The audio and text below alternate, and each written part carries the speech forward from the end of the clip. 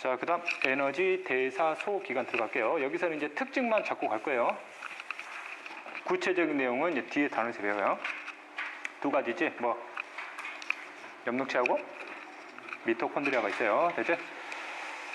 엽록체의 구조 볼게요. 몇 쪽 막이야? 2중 막이에요. 됐지? 가장 바깥쪽 막 뭐라 부르니? 왜 막이라 불러요? 안쪽 막을 내막이라 불러요. 근데 엽록체는 특이하게 안쪽에 막 구조물을 하나 더 갖고 있어요. 이 안쪽에. 됐지?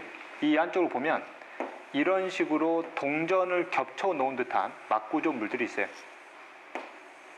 됐지? 이거를 통째로 뭐라 부르냐면 그라나라 불러요. 나중에 엽록체 구조 자주 배울 거고, 그라나에서 이 하나 있지, 하나. 이 하나가 동전 모양이잖아. 동전 영어로 뭐니? 코인. 코인들이 여러 개 겹쳐져 있는 구조라 이 하나를 틸라코이드라 불러요. 근데 이 코이가 이제 코인의 약자예요. 틸라는 이제 겹쳐져 있다는 뜻이고. 그렇지? 어쨌든 이거 하나를 이제 틸라코이드 부르는 거고, 이거 막구조야. 됐지? 막구조. 자, 그 다음에 그라나 주변 있지? 그라나 주변 공간 있지? 이 공간을 뭐라 부르냐면 스트로마라 불러요. 스트로마. 되니? 나중에 엽록체 구조 나올 때 다시 한번 나올 거예요. 일단 큰 틀만 한번 잡아주는 거고. 그래서 미토콘드리아 갈게요. 미토콘드리아도 몇 쪽 막이야? 2중 막이지? 가장 바깥쪽 막이 뇌막이고, 그 다음 안쪽 막이 내막이에요. 내막이 이제 주름진 구조지? 그렇지? 이 주름진 구조 내막을 크리스탈 구조를 한다고요. 됐지? 그렇지? 자, 그 다음에 이들의 공통점 볼게요. 엽록체하고 미토콘드리아의 기원 생각나지? 세포의 공생사. 얘들도 원래 무슨 세포 종류였어요? 원핵세포였지? 세균들이었어요. 그 근거를 애들이 그대로 가지고 있지? 공통의 특징. 이중막. 그 다음에 자체 DNA를 갖지. 자체 RNA를 만들 수 있어요. 왜? DNA가 있으니까 당연히 뭘 만들 수 있어요? RNA를 만들 수 있어. 그럼 DNA가 있다는 얘기는 자신에게 필요한 단백질 스스로 뭐 할 수 있어? 만들 수 있어야 되니까 자체 뭘 가져요? 리보솜을 가져요. 됐지? 그래서 많이 틀리는 거, 엽록체는 단백질을 합성한다. 맞지? 리보솜이 있으니까 스스로 만들 수 있다고. 이게 됐지? 그치? 단 세포질이나 거치면 소포체도 리보솜이 있잖아. 그러면 이 리보솜의 구조와 이 리보솜의 구조가 살짝 다르다고. 이거는 세균하고 가까운 리보솜이고, 이거는 진핵 세포만이 갖는 리보솜의 구조적 특징이고. 됐지? 이런 식이 돼요. 자, 그 다음에 이것 때문에 스스로 뭐가 가능해? 분열이 가능해. 분열을 하려면 세포 분열과 유사한 과정, 즉 체세포 분열이 가능해요. 그럼 이들도 자체 뭐가 있기 때문에? DNA가 있기 때문에 이 DNA를 복제시켜가지고 새로운 엽록체는 미토콘드리아를 만들 수 있다고. 그래서 하나의 세포에는 엽록체가 하나만 있는 게 아니라 여러 개를 동시에 갖고 있을 수 있는 이유예요. 됐지? 미토콘드리아도 하나만 갖는 게 아니라 여러 개 갖는 거지. 스스로 분열할 수 있으니까. 이게 되니? 이런 걸 자기 복제가 가능하다 그래. 유전적으로. 이게 되니? 됐지? 이게 공통의 기능인데 뭐의 차이지? 구조의 차이도 있지만 기능의 차이지? 얘는 뭐하니? 광합성이에요. 됐지? 얘는 세포가지? 광합성. 세포업 중에서도 무슨 호? 유산소 호흡을 해. 오케이? 됐지? 이렇네요. 자, 그 다음에 이제 색소체를 한번 정리할게요. 방금 배웠던 엽록체가 무슨 체야? 색소체. 뭘 갖고 있다는 얘기? 색소를 갖고 있어요. 색소를 갖고 있다고. 색소 역할을 보니? 빛을 흡수하는 기능이지. 그럼 봐. 엽록체가 갖고 있는 색소는 여러 종류가 있는데, 너희들이 알다시피 어떤 색소가 있어요? 엽록소가 있어요. 엽록소는 무슨 색이지? 녹색이에요. 엽록소가 있어요. 엽록소도 화학적으로 구조적인 차이가 있어요. 그래서 종류가 총 4종류가 있어요. 몇 종류? 4종류가 있는데, 우리 진핵 생물이 가지고 있는 엽록소는 2종류가 있어요. 그냥 알파벳 순서대로 가면 돼. A, 그 다음 B가 있어요. 또 뭐도 있어? 그럼 4가지를 했으니까 C도 있고 D도 있어요. 근데 C하고 D는 식물을 갖고 있는 엽록소가 아니에요. 이렇게. 자, 그 다음에 이놈은 녹색이고, 또 다른 색깔을 갖고 있는 게 있는데 좀 애매한 색깔이 있는데, 카로틴이라는 색소가 있어요. 카로틴, 됐지? 무슨 색이야? 빨간색인데 이게 완벽한 빨간색은 아니고 주황색에 가까운 빨간색? 좀 상상되니? 주황색에 가까운 빨간색. 상상 안 되니? 어쨌든 뭐 그런 식이에요. 됐지? 자, 그 다음에 노란색 색소도 있는데 그 노란색 색소를 잔토필이라 불러요. 크게 4종류의 색소를 갖고 있죠. 그럼 현재 이 색소들이 어디에 박혀 있냐면 여기 틸라코이드 막 있지. 이 틸라코이드 막에 이 색소들이 박혀 있어요. 이렇게 복합적으로. 되니? 그렇지? 그러면 노란색, 아니 녹색, 빨간색, 노란색을 주로 갖고 있는데 이놈이 전체에 무슨 색을 띈단 말이야? 녹색을 띄어. 왜? 이놈의 함량이 많으니까. 이게 됐지? 만약에 이 엽록체에서 틸라코이드만 다 빼내잖아. 그럼 엽록체 어떻게 보일까? 투명하게 보여요. 틸라코이드 넣으면 녹색으로 보이는 거예요. 이랬지? 그럼 이 틸라코이드에서 엽록색만 다 빼면 빨간색이나 노란색으로 보이는 거예요. 이게 됐지? 그러면 이런 엽록체를 많이 갖고 있는 식물 세포가 무슨 세포들이에요? 엽육 세포들이 많이 갖고 있지? 지난번에 얘기했지? 울타리 조직, 해면 조직 구성하는 세포들이 이걸 많이 갖고 있다고. 엽록체를 많이 가지니까 이 세포들 자체가 무슨 색을 띌 수밖에 없어요? 녹색을 띌 수밖에 없어요. 이해되니? 그렇지? 그래서 색소체가 대표적인 엽록체예요. 그러면 엽록체가 만들어지기 전에는 뭐가 만들어지기 전 상태냐면 색소가 만들어지기 전 상태야. 즉 엽록소가 없는 엽록체를 뭐라 부르냐면 백색체라 불러요. 색소가 아예 없다고. 됐지?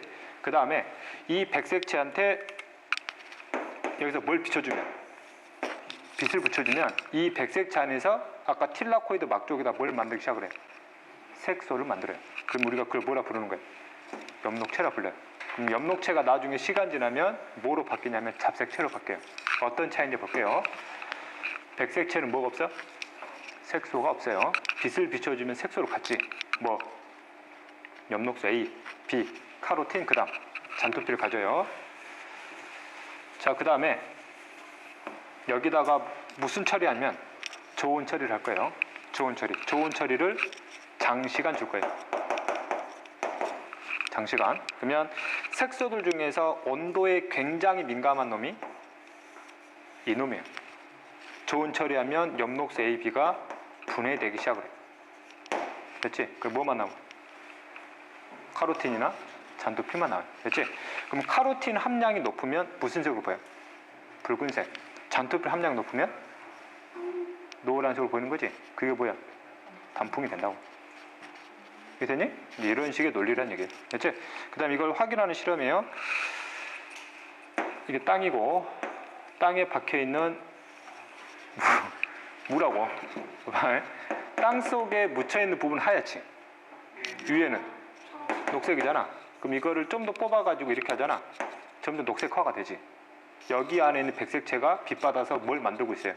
색소를 만들어서 엽록체가 만들어주고 있다는 얘기예요. 이해되니? 됐지? 이렇게 과일 중에서 뭐가 있니? 수박. 참외요. 참외 무슨 색이야? 노란색이지. 뭐가 많아요? 이놈이 많다고.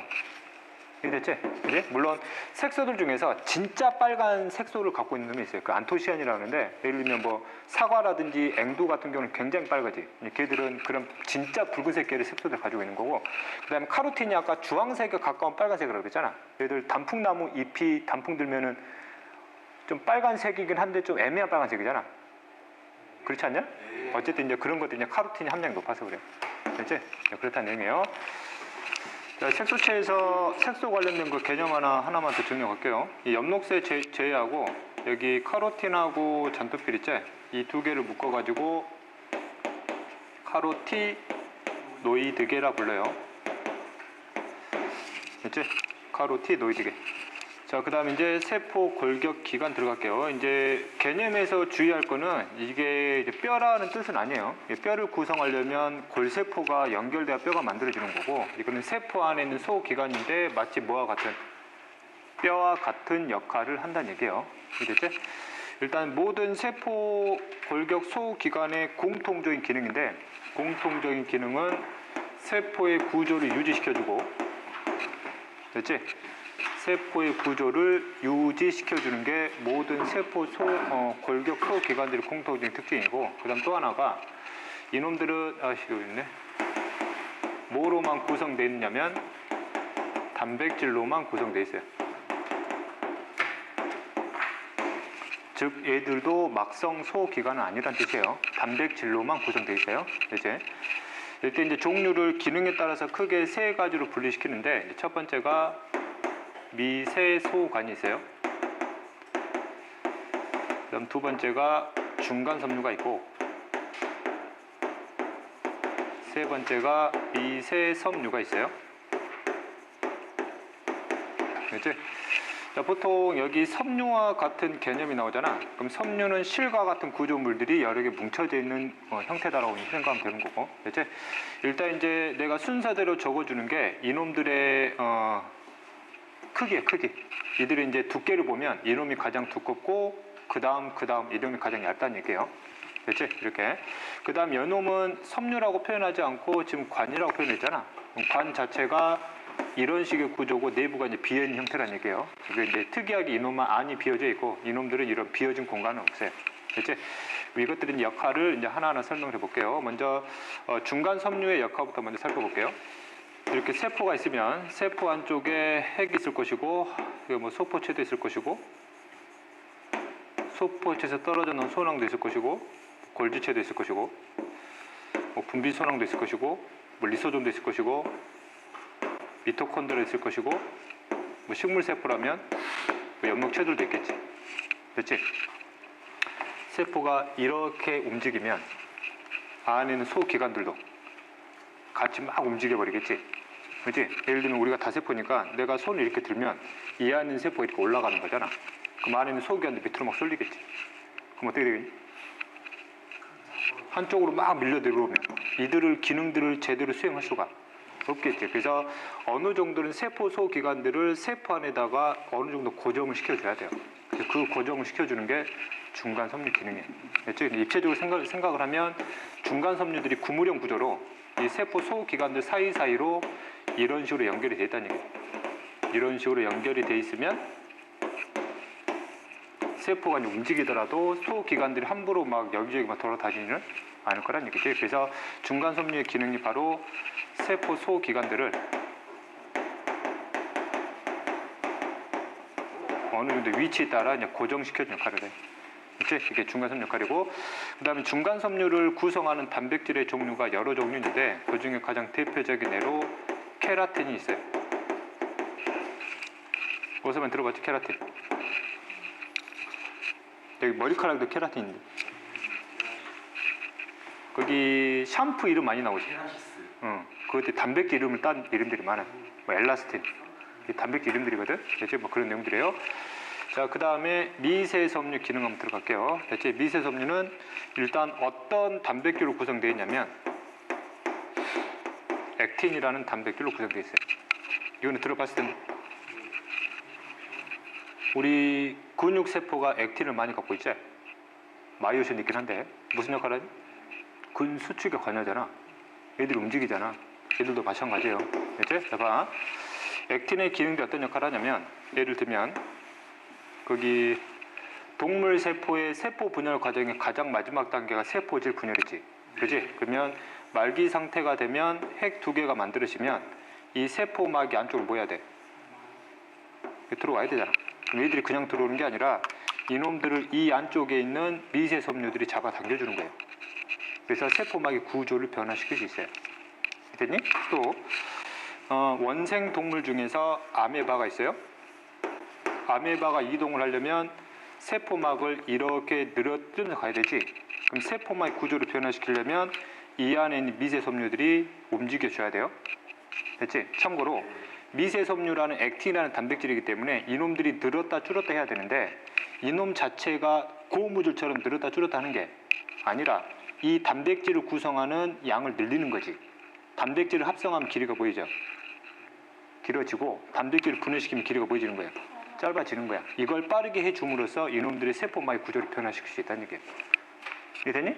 그렇지? 그래서 미세섬유의 역할들은 주로 무슨 막을 변형시켜요? 세포막의 구조를 주로 변형시키는 역할을 많이 한다는 얘기죠. 이해되니? 그렇지? 내 몸에 있는 백혈구가 있어요.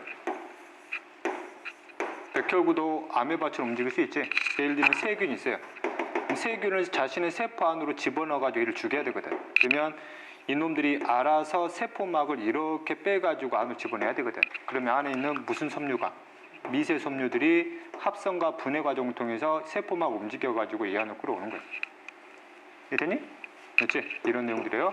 참고로 이런 식으로 세포막들이 움직이는 움직이는 운동을 아메바 운동이라 배웠을 거고, 이걸 또 다른 말로는 무슨 운동? 위족 운동이라 배웠을 거예요.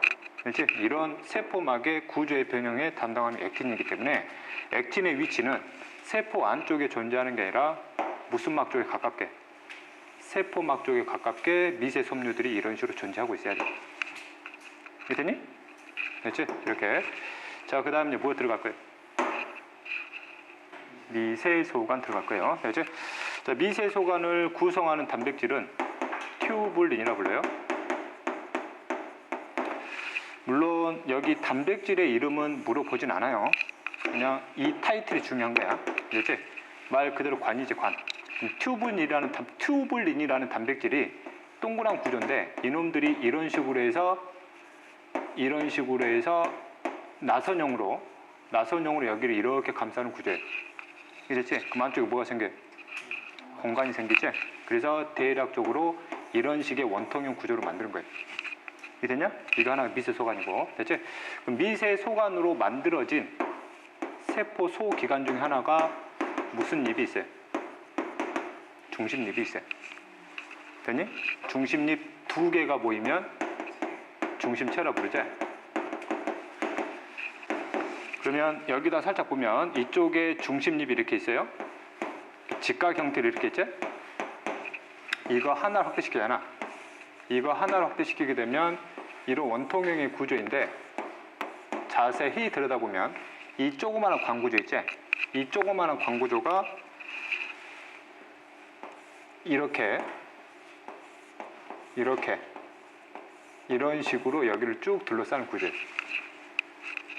되니? 그렇지? 그러면 이게 세 개가 한 짝이거든. 세 개가 한 짝에다가 또 다른 세 개가 한 짝으로 이렇게 있고, 또 다른 세 개가 한 짝으로 이렇게 있고, 세 개가 한 짝, 세 개가 한 짝, 세 개가 한 짝, 세 개가 한 짝, 세 개가 한 짝. 하나, 둘, 셋, 넷, 다섯, 여섯, 일곱, 여덟, 9개요. 됐지? 미세소관 3개가 한 짝으로 돼서 이게 9개가 둘러싸이는 구조거든. 그래서 중심잎 이 단면의 구조 때문에 중심잎 이 하나를 9+0 구조라 불러요. 내부는 비어있고 9개가 3개를 한 쌍으로 9개가 둘러싸이는 구조다. 그래서 9+0 구조. 됐지? 이제 이게 미세소관의 첫 번째 구조물이에요. 만들어낸 거. 됐지? 그럼 중심잎의 또는 중심체 역할이 뭐니? 뭘 만드냐? 방주사를 만들죠. 방주사도 결국 미세소관이라는 얘기인데 이 미세소관들이 평소에는 짧아져 있잖아. 그럼 이놈들을 단백질을 합성시켜가지고 길이를 뭐 한다는 얘기? 늘려 이렇게.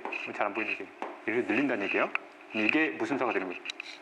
방주사가 되는 거죠. 됐지? 그러면 현재 세포 분열을 할 때 DNA를 복제시켰고 이놈들 핵막이 사라지고 무슨 체가 만들어지면 염색체가 만들어지면 중심체가 한 쌍으로 하나가 더 만들어지지? 그럼 양쪽에서 뭐가 나와서 방초 나와가지고 얘들을 찢어주는 거지. 이게 됐지? 그래서 이놈들의 역할이 세포 분열 때 염색 분체나 염색체를 뭐 해주는 역할을 해? 분리시키는 역할을 하는 거지. 됐냐? 자, 그 다음에 미세소관으로 만들어진 세포 소기관이 있어요. 현재 세포들 중에서 한 개나 두 개 정도 굉장히 긴 꼬리 역할을 하는 세포 소기관이 있어요. 뭐라 그러니? 편 뭐라 불러요? 그렇지? 이 편모도 뭐로 만든 거냐면 미세소관으로 만든 거예요. 그렇지? 편모 역할이군. 세포 자체가 움직이게 만들어주는 운동성을 갖게 해주지. 그렇지? 그 다음에 편모 말고 이런 짧은 가닥에 털 구조를 갖는 게 있어요. 뭐 손모. 그렇지? 우리 인간을 구성하고 있는 세포들 중에서도 편모를 갖는 세포가 있어요. 남자 갖고 있어요. 정자. 그렇지? 그 다음에 우리가 갖는 세포 중에서 선모를 갖고 있는 세포가 있어요. 다 갖고 있어요. 기체가 지나가는 관이 뭐예요? 기관 또는 기관치 나눠지면 기관이 있으면 여기 기체가 지나가는 공간이잖아. 그럼 기관을 구성하고 있는 세포들 중에서 선모를 만들어내는 게 있거든. 이게 됐지? 이런 선모 구조, 그다음 편모 구조. 그 다음에 원생 동물 중에서 편모를 갖고 있는 게 유글레나가 있어요. 유글레나. 그다음 선모를 갖고 있는 게 다 알 거예요. 집신벌레가 있어요. 그렇지? 그치? 편모의 구조하고 선모의 구조가 똑같은데 편모나 선모를 잘라서 이놈들의 단면을 보잖아. 단면을 보게 되면 얘가 비슷한 구조인데 미세소관이 이놈은 3개 간쌍이지. 이놈은 2개 간쌍이에요. 2개가 한 쌍으로 해서 이놈들이 몇 개로 둘러싸이는 구조냐면 역시 9개로 둘러싸이는 구조예요. 2개 간쌍 이렇게 2개 간쌍. 됐니? 그렇지? 그 다음에 이 안쪽에다가 이 2개를 한 쌍으로 해서 새로운 미세소관들이 이 안쪽을 딱 박혀있는 구조예요. 됐지? 이것보다 훨씬 더 탄탄해 보이지?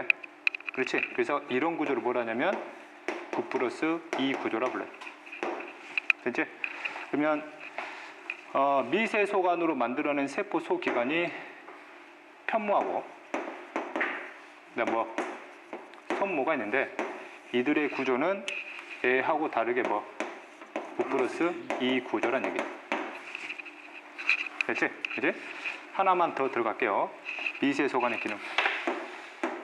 주로 문제에서는 이 2가지를 많이 물을 거예요. 그 다음에 이제 혹시 몰라서 하나를 더 설명을 해주면 미세소관의 기능들이 예를 들면 현재 거치면 소포체에서 떨어져 나온 수송소낭은 항상 어디로만 가야 돼 지금? 골드처럼 가야 되잖아. 그럼 여기서 떨어진 놈을 방향을 제시해 주지 않으면 이놈들이 사방으로 모여버려.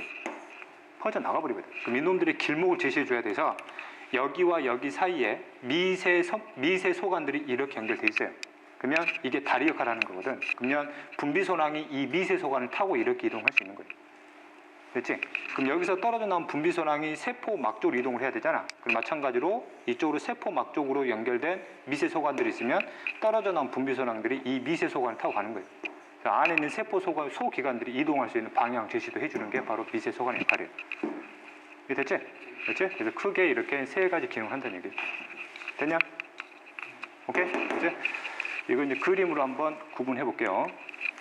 이것이 없어야 되는데 헷갈리는데. 자 볼게요. 현재 세포 내부 구조고 얘가 세포막이에요. 그렇지? 안에 보면 이렇게 주황색으로 구물형 구조 있지? 이게 뭐야? 이게 구물형 구조. 중간섬유. 그렇지? 중간섬유의 단면을 보면 이렇게 생겼다는 얘기야. 그렇지?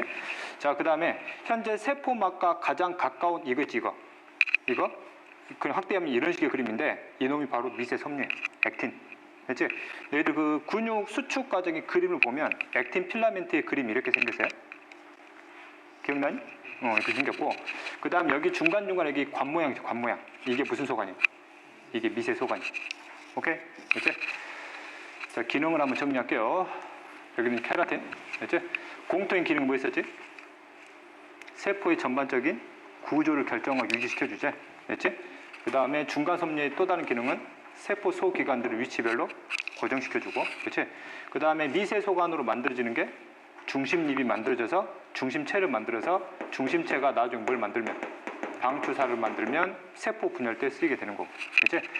자, 그 다음에 이제 편모나 뭘 만들어요?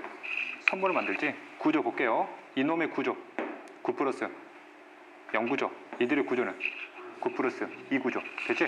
그다음 또 다른 기능이 세포 소기관들의 이동 방향을 제시해 주죠. 됐지? 그 다음에 미세섬유 역할이 우리 사람들 같은 경우에요. 무슨 수축에서 활용됐으니? 근수축이 활용되죠. 그렇지? 자, 그 다음 세포의 전반적인 구조를 변화인데 이 세포의 아까 전반적인 구조 변화를 아메바 운동 또는 무슨 운동? 위조 운동을 한다고. 그렇지? 그래서 이런 것들 때문에 나중에 뭐 식세포 작용이라든지 세포가 원하는 방향으로 모두 할 수 있다는 얘기, 이동도 할 수 있다는 얘기. 됐지? 됐지? 이런 식의 흐름을 우리가 이해하면 돼요. 됐니?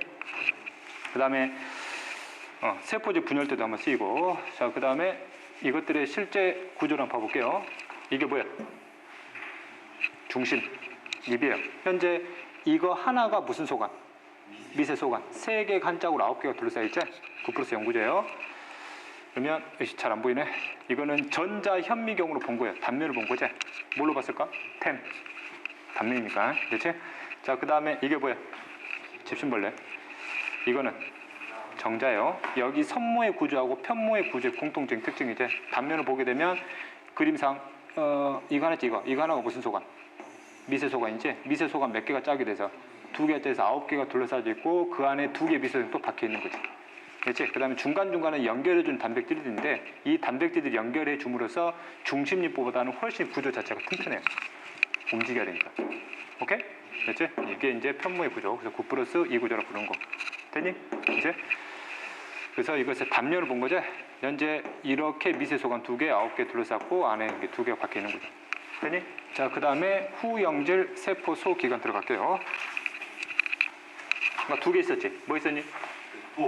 F하고 세포벽이 있었어요. 이게 이제 식물 세포인데 이제 그림으로는 해석을 좀 할게요. 이 그림 많이 본 적 있지? 해볼게요. 그림 보면 이제 표현을 하는 건데 이거지 이거 이게 세포막이에요. 인지질의 핵심이지? 그렇지?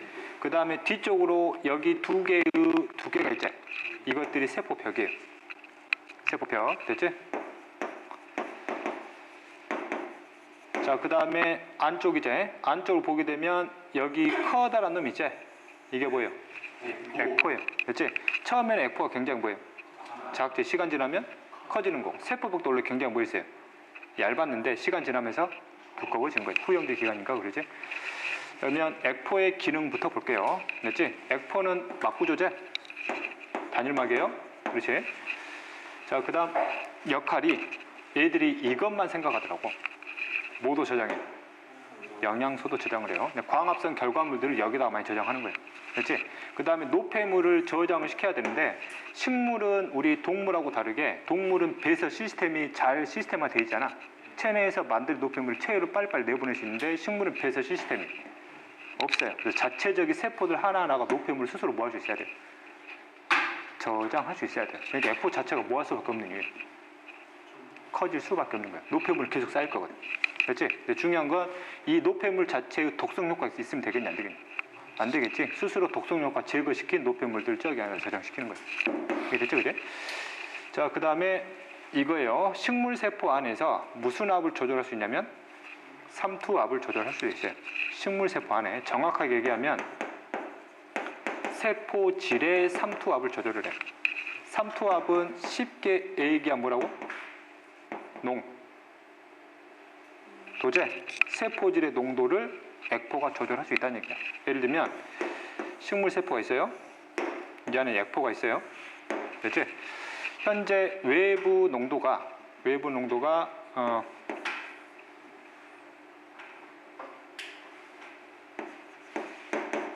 고농도로 가정을 하면 상대적으로 내부는 뭐가 되냐? 저 농도가 되지? 됐지? 그러면 여기가 세포막이니까 농도 차로 인해서 물이 뭐예요? 빠져나가거든. 그러면 세포질의 농도가 뭐하니? 올라가잖아.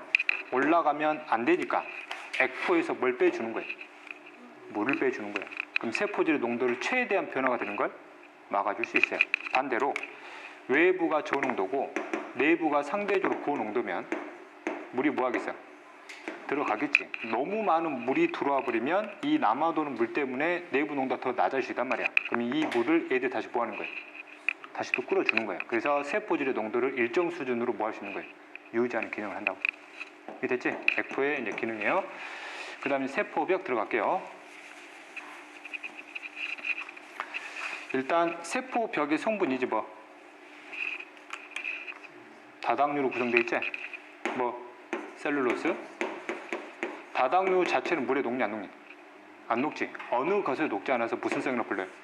불용성이라고 불러요. 됐지? 근데 이제 여기서 중요한 건 세포벽의 성분은 셀룰로스가 기본이고 이거 외에도 추가적으로 구성하는 성분들이 있어요. 됐지? 자 볼게요. 여기 세포벽을 보면 두 개로 나눴지? 됐지? 바깥쪽의 세포벽이에요. 바깥쪽의 세포벽을 1차 세포벽이라고 불러요. 안쪽의 세포벽을 2차 세포벽이라고 불러요. 우리가 생명과학 원시간에 배우는 셀룰로스는 몇 차 세포벽 성분이냐면 1차 세포벽 성분이에요. 가장 먼저 만드는 거고 나중에 뭘 만드는 거예요? 2차 세포벽을 만드는 거예요. 얘들이 이제 착각하는 게 바깥쪽의 세포벽이 먼저 만들어졌니 안쪽의 세포벽이 먼저 만들어졌니 그러면 애들이 보통 안쪽이 먼저 만들어졌다 그래요. 실제 그런 게 아니라 여기서 만들어진 거예요. 바깥쪽이 먼저 만들어지는 거예요. 세포벽의 성분은 바깥에서 만들어서 붙이는 게 아니지. 어디서 만들어요? 세포 안에서 만들어가지고 세포 밖으로 뿌린 다음에 이걸 가지고 세포벽을 만드는 거거든. 그러면 식물 세포가 최초로 막을 만들면 여기에서 셀룰로스를 만들어가지고 일단 셀룰로스로 구성된 세포벽을 만든단 말이에요. 그래서 그 다음에 안쪽에서 또 다른 물질을 만들어가지고 세포벽을 구성한 물질을 이 벽 안에다가 쌓는 거지. 됐지? 그래서 가장 바깥쪽이 그래서 시간상 먼저 만들어진 거고 안쪽 세포벽이 시간상 나중에 만들어진 거예요. 됐냐? 이때 이제 2차 세포벽의 성분이 이제 여러 종류인데 외울 필요는 없어요. 이건 뭐 리그닌이나 슈베린과 같은 물질들로 만들어요. 외울 필요는 없어요. 어쨌든 1차 세포벽의 성분은 확실히 보여요. 셀룰로스. 추가적으로 이걸 더 만들 수 있다고. 됐지? 그렇지? 특히 2차 세포벽이 두께가 상당히 두꺼워지면 세포 자체가 굉장히 뭐예요? 무거워지는 것뿐만 아니라 굉장히 단단해지지. 그래서 나무가 자라면 특히 줄기 같은 게 굉장히 단단하잖아. 그래서 몇 차 세포벽을 엄청 발달시킨 거예요. 2차 세포벽을 엄청나게 발달시킨 거예요. 이해됐니? 이제 그런 내용이야. 그럼 상대적으로 좀 딱딱하지 않는 그런 식물들이 있단 말이야. 그런 경우는 2차 세포벽을 그렇게 많이 발달시키지는 않았다는 얘기예요. 오케이? 이제 이런 식으로 해석하면 돼요. 자, 그 다음에 이제 세포막하고 다르게 무슨 성 막이라 표현하냐면 전투가성 막이라 표현을 해요. 그래서 웬만한 물질들은 여기를 다 뭐 할 수 있다는 얘기예요. 통과할 수 있다는 얘기예요. 참고로 현재 세포벽을 구성하는 셀룰로스나 리그닌 같은 성분들은 섬유성이거든. 섬유성이라는 얘기는 무슨 구조예요? 실과 같은 구조물이지. 그럼 실과 같은 구조물들이 이런 식으로 얽혀 있단 말이야. 그렇지? 그래서 인지질처럼 이 틈이 그렇게 좁지는 않다는 얘기예요. 그래서 생명체가 가지고 있는 물질들은 웬만하면 그냥 다 뭐 한다는 얘기예요. 통과한다는 얘기예요. 오케이? 됐지? 오케이. 자, 그 다음에 이런 식으로 정리하면 돼요. 됐냐? 1차 벽과 2차 벽 중에서 누가 가장 먼저 만들어졌어? 1차 벽. 그 다음에 2차 벽. 위치상으로 세포막과 가장 가까운 벽이 2차 벽이지? 됐지? 이런 거. 그러면 이제 후형들이고 공통점은 시간이 지나면 지날수록 크기나 무게가 뭐 한다는 얘기야? 증가한다는 얘기죠. 계속 커지니까. 됐지?